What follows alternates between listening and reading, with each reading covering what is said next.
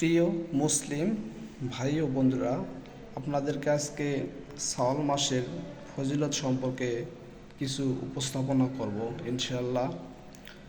তো আমাদের প্রিয় নবী রাসূল সাল্লাল্লাহু আলাইহি সাল্লাম নিজেই এই শাওয়াল মাসে ৬টি রোজা রাখতেন এবং সাহাবীদেরও নির্দেশ দিতেন।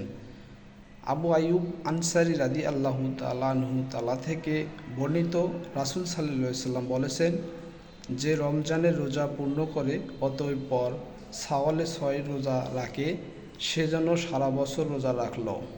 সহিহ হাদিস ২৬৪৮।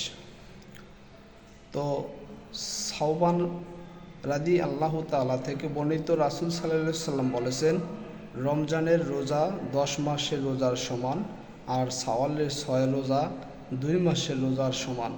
তো ইনশাআল্লাহ আমরা শাওয়ালের ৬টি রোজা দেব এবং দেওয়ার চেষ্টা করব।